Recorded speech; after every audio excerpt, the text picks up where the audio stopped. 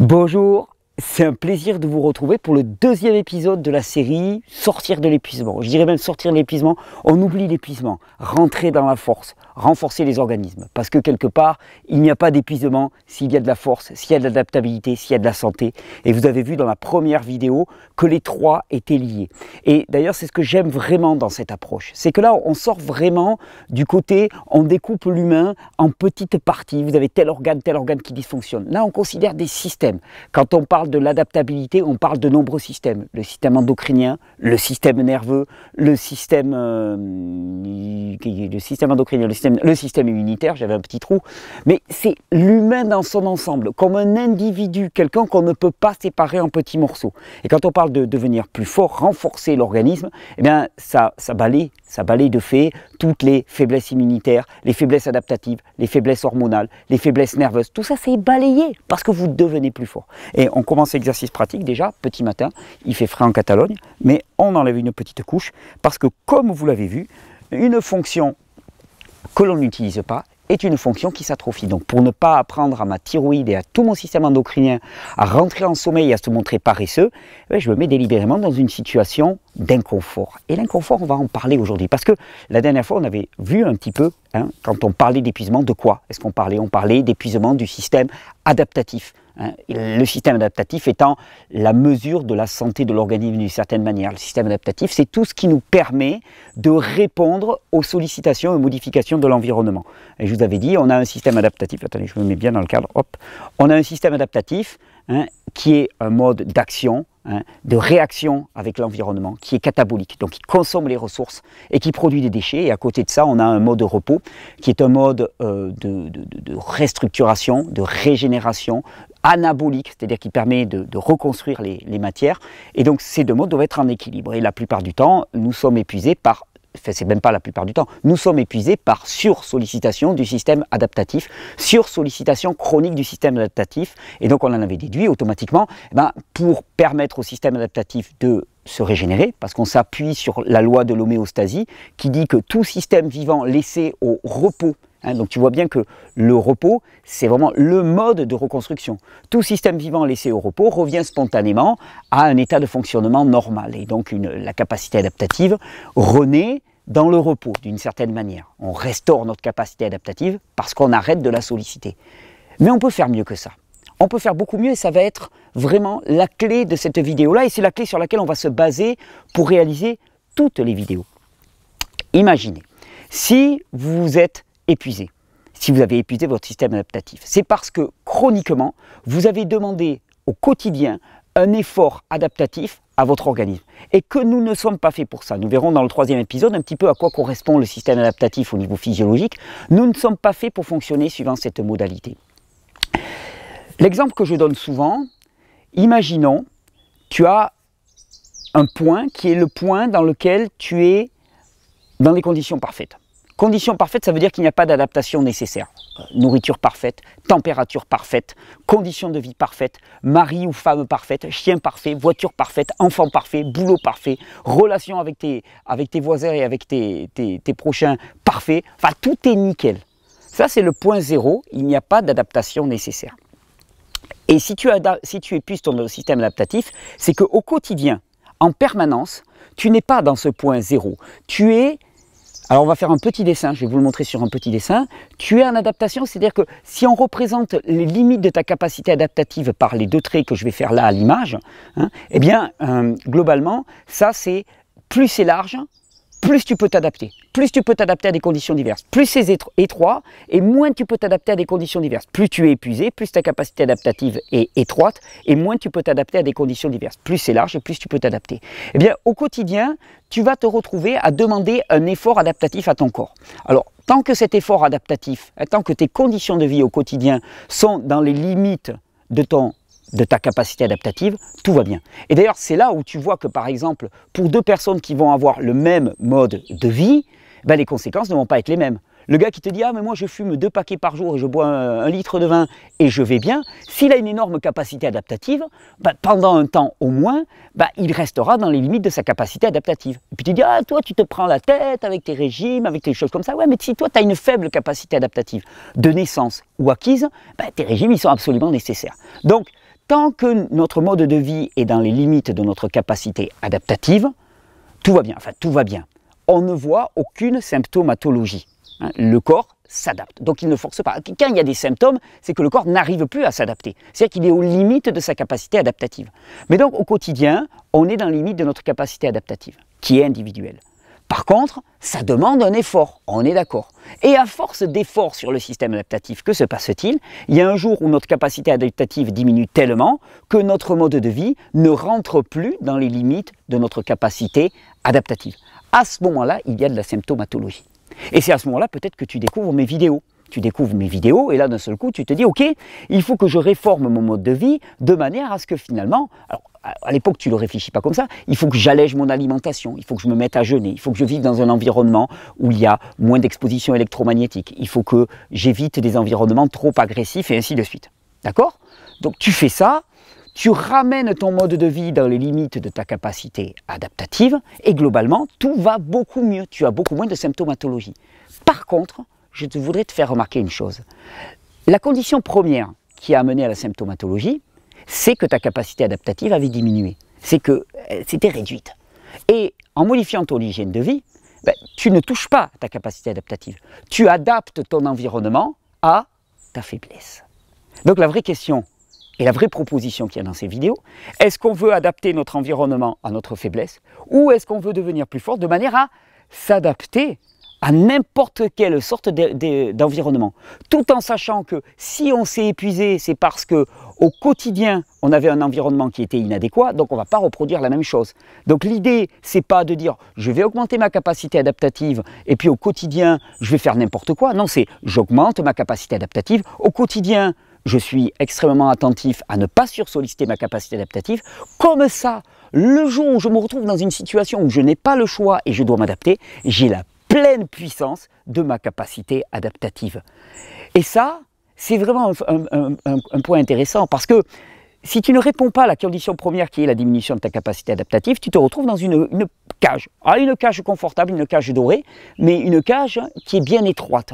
Alors comment est-ce qu'on peut pousser les limites de notre capacité adaptative? C'est tout le propos de ces vidéos. On va s'appuyer sur une loi, toute simple, et qui est la clé. J'en ai déjà parlé, mais dans cette série de vidéos, on va vraiment mettre l'accent là-dessus. Vous allez voir, vous allez être surpris, on ne va pas tant parler d'alimentation que ça.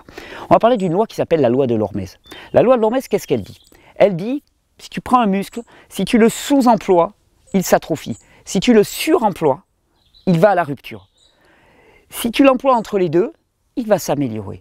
Et si tu l'emploies à la limite de la rupture, de façon ponctuelle, en lui donnant un temps de repos suffisant derrière, alors à ce moment-là, tu vas voir sa capacité s'améliorer. Il faut bien comprendre que cette loi dont je vous parle, qu'on appelle la loi de l'Hormèse, c'est une loi du repos. Avant tout, il n'y a pas de régénération, il n'y a pas de récupération de la capacité adaptative qui se fasse en dehors du repos. Mais au lieu d'être un repos passif, ça va être un repos avec des pics de sollicitation à la limite de votre capacité adaptative. Tu vas me dire, ouais, mais alors comment je connais les limites de ma capacité adaptative? Bon, c'est simple, il va falloir expérimenter. Et pour connaître les frontières individuelles propres à chacun, il va falloir expérimenter. Par contre, il y a un indicateur. Quand tu es au repos, c'est la situation de confort, c'est ce qu'on appelle le confort. Aucune adaptation ou très peu d'adaptation. Ensuite, tu vas commencer à te mettre au challenge et tu vas rentrer dans une zone qu'on appelle la zone d'inconfort. La zone d'inconfort, c'est la zone où il va y avoir tous les bénéfices. Là, par exemple, regardez, j'ai enlevé une couche. Bon, j'ai enlevé une couche, je ne suis pas en train de tousser, de grelotter et ainsi de suite. Par contre, il y a un petit froid. Là, ce matin, il doit faire 12-13, tu vois, 12-13 en t-shirt. Il fait légèrement frais. Je suis en inconfort. Je ne suis pas frigorifié, je ne suis pas glacé, je ne suis pas bloqué dans mes mouvements. Par contre, je suis légèrement... Je sens un petit froid. Là, je suis en situation d'inconfort. Puis cet inconfort, je vais pouvoir le pousser. Et puis à un moment, je vais passer dans une phase qui est la phase de panique. Phase de panique, on a dépassé notre capacité adaptative. Et vous voulez devenir plus fort, vous voulez vraiment sortir de l'épuisement, vous voulez faire en sorte que les limites de votre capacité adaptative s'améliorent, il va y avoir une seule solution. Elle est simple, c'est se placer dans l'inconfort. Aussi souvent que possible. Physique, psychologique. Allez faire des choses que vous n'avez pas l'habitude de faire, que vous craignez de faire, mais qui ne vous mettent pas en état de panique. Parce que si la marche est trop grande, tu n'as pas respecté cette loi de l'Hormèse. La loi de l'Hormèse dit qu'un organisme, un individu, s'améliore à partir du moment où il se met dans des conditions qui sont aux limites de sa capacité adaptative, mais qu'il ne les dépasse pas. Ça, au sein d'un océan de repos. Alors on est d'accord, on va récapituler parce que là, dans cette petite clé, je vous ai donné tout.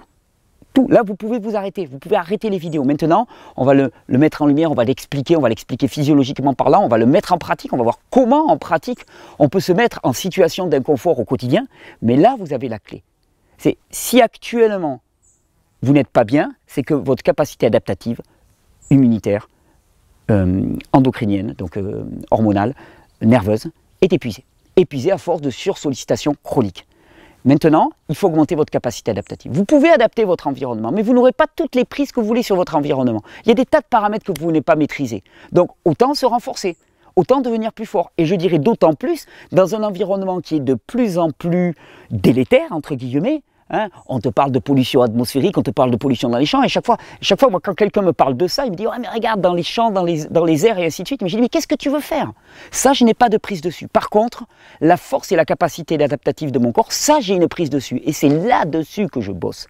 Eh bien, si vous voulez maintenant améliorer votre capacité adaptative, il va falloir aussi souvent que possible alterner des vraies périodes de repos avec des pics de sollicitation aux limites de votre capacité adaptative. Ces pics, ils sont brefs, ils sont violents, si je me permets l'expression, et ils vont être suivis d'un temps de repos suffisant. En faisant ça, qu'est-ce qui va se passer? Bien, doucement, votre capacité adaptative,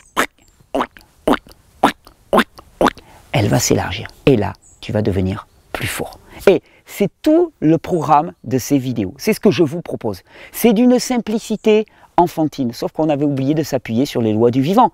Les lois du vivant, c'est juste ça. Et c'est ce que j'aime dans ces vidéos, c'est ce que j'aime dans cette approche que je partage avec vous. C'est qu'on ne part pas dans des élucubrations pas possibles, on ne cherche pas à compenser tel minéral, tel... On ne s'occupe pas des équilibres du corps, parce qu'ils nous dépassent largement. Nous, on s'occupe de s'appuyer sur les lois du vivant pour donner au corps et à l'être dans son ensemble ce dont il a besoin. On a tous besoin d'inconfort, on a tous besoin de challenge, on en rêve, on crève de notre inconfort, on en crève psychologiquement, on en crève moralement, on en crève physiquement.